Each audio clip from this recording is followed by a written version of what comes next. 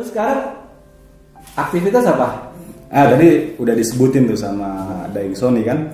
Kalau di Cirebon saya aktif di yayasan itu sebagai sekretaris di bidang pendidikan. Jadi tiap hari saya ketemu guru sama kepala sekolah itu kalau lagi di rumah. Itu bagi waktunya di mana kalau mobilitas ke Jakarta apa dengan? Biasanya seminggu di Jakarta, seminggu di rumah. Atau kadang 4 hari di rumah, 3 hari di Jakarta. Diselang-seling begitu aja. Saya sudah sekitar 3 tahun lah aktivitasnya begitu kurang lebih. Semenjak pulang kuliah dari Jerman itu. Iya, di Jerman ngambil apa sih S2-nya? Sama ilmu politik juga. Ilmu politik. Jadi Jerman. balik-baliknya ngurus pesantren juga sebetulnya. Tapi nggak apa-apa. Wawasan kita bertambah sebetulnya. Itu Jerman lu tuh emang kalau ideologi di sana memang. Ya, Orang-orang Amerika tuh belajar tentang ideologi komunis segala macam zaman masih Jerman Timur, Jerman Barat itu kan, tembok Berlin itu. Jadi kalau masuk ke timur ada mahasiswa tesisnya tentang ekonomi komunis misalnya, udah tuh ditangkap tuh. Sekarang banyak, dulu begitu. Banyak cerita begitu. Kalau Iya. ngobrol sama orang-orang tua yang udah lama tinggal di sana, banyak tuh cerita tahun 70-an, 80-an begitu. Terus Jadi, di pesantren kalau di pendidikan formalnya, tadi saya ngurus kesekretariatannya. Jadi mulai tingkat pendidikan taman kanak-kanak, madrasah ibtidaiyah, madrasah sanawiyah, madrasah aliyah sampai perguruan tinggi. Kita punya 2 perguruan tinggi di sana. Jadi ya mengelola bagaimana performa madrasah ini biar sesuai standar pemerintah dan juga standar kurikulumnya. Memastikan semua berjalan dengan baik. Kalau di pengajiannya saya ngurus salah satu mahad, ya asrama lah, salah satu mahad di situ bareng dengan keluarga. gitu. Sama sih yayasan juga itu nggak saya sendiri, banyak juga saudara-saudara yang lain saya di situ. Itu waktu di Jerman berapa lama sih? 2 tahun doang. 2 tahun. Apa bedanya belajar di sana di sini? Sebetulnya kalau metode kuliah sama ya. Kita nulis paper, presentasi, kemudian riset. Hanya memang menurut saya yang membedakan orang kita yang punya kesempatan kuliah ke luar negeri itu pengalaman, wawasan, dan bahasa, juga pergaulan. Itu saja. Harus bahasa Jerman atau bahasa Inggris? Enggak, bahasa Inggris saya ambil kelas gitu. Cuma sempat ngambil kursus bahasa Jerman di sana. Walaupun enggak saya terusin. Itu gitu. tinggal apartemen atau gimana sih kalau masuk di? Tergantung. Ada yang tinggal di rumah, jadi kita sewa rumah orang di sana. Ada yang tinggal di apartemen mahasiswa begitu. Student Wohnheim namanya. Kalau yang tinggal di rumah namanya Wohnung. Gitu begitulah. Itu ceritanya bisa ke sana gimana? Tiba-tiba di Jerman itu. Panjang ceritanya, Dai. Oh, panjang. Ini nanti ada kaitannya juga nih saya sama PMI ini. Oh gitu. Jadi dulu saya waktu di Malang ketua komisariat saya di Universitas Brawijaya. Jadi ketua komisar PMI di sana. Nah, sempat setahun aktif di cabang. Sama Abah waktu itu saya mau izin nih. Bah, saya izin mau nyalon ketua umum cabang. Ketua umum cabang Kota Malang. Malang. Oke, terus Ternyata ini sekalian cerita nih biar teman-teman saya tahu juga. Waktu itu Abah tidak berkenan, tidak mengisi dengan saya. Kata Abah, ente kan sudah pernah jadi ketua di PMI, lalu kemudian sudah aktif lama juga di PMI, cukuplah kata Abah. Kamu kan juga harus ngurus pesantren nanti. Jadi ngajimu harus diselesaikan dulu.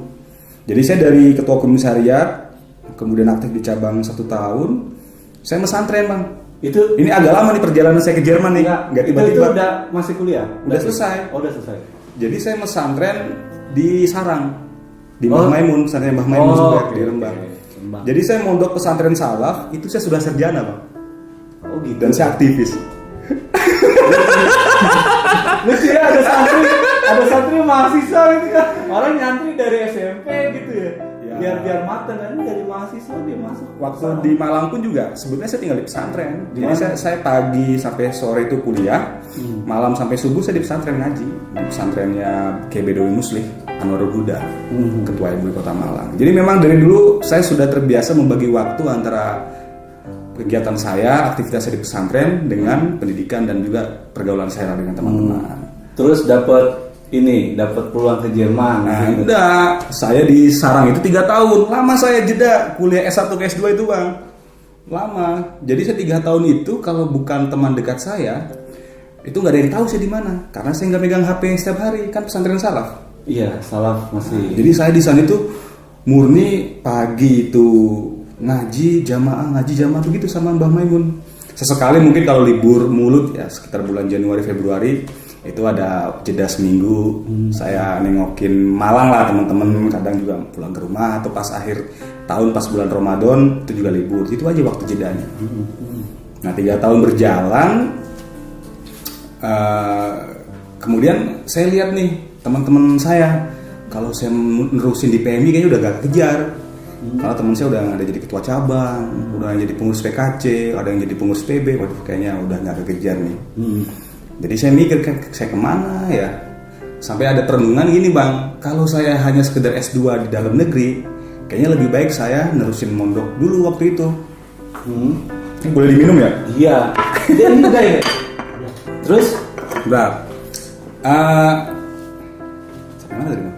Sampai masih lanjut mondok di Salam. Nah, jadi 3 tahun itu saya mikir, kalau S2 di dalam negeri, kayaknya lebih baik saya nerusin ngaji deh. Karena apa bedanya kalau kemudian saya kembali ke pesantren juga? Karena masih mending saya mendalami keagamaan saya dengan kitab-kitab salaf waktu itu. Tapi saya dalam perenungan itu, saya pengen kuliah ke luar negeri. Padahal di waktu itu saya belum bisa bahasa Inggris bang.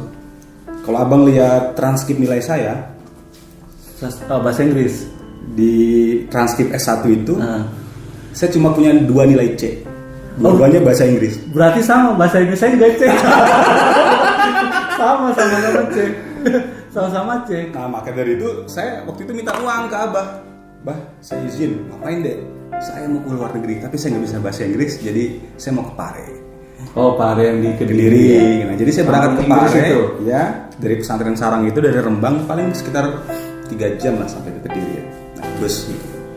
Bus kecil karena nggak ada bus besar lewat dari ini kan jalan-jalan ke dalam itu. Nah, jadi setelah itu mungkin berkahnya Mbah Mun ini dan kekuatan tekad juga kayaknya. Sekali tes bahasa Inggris lulus, sekali tes beasiswa lulus bang. Padahal nilainya C. dulu. Setelah itu skornya sampai. Ya itu bang, akhirnya saya sampai ke Jerman. Jadi abang bayangin, saya dari pesantren salaf yang terbiasa tidur di kamar 1x4, 2x4 mungkin. Rame-rame lagi. Dengan tradisi salaf, langsung pindah ke Jerman bang. Bayangkan, pemandangannya begitu berbeda. Betul apa ya? Ya, ada cerita lucu waktu saya sowan ke Mbah Mun.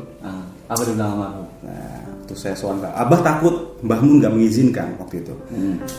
Karena saya juga, Abah ketika bicara ke saya nggak bisa menolak.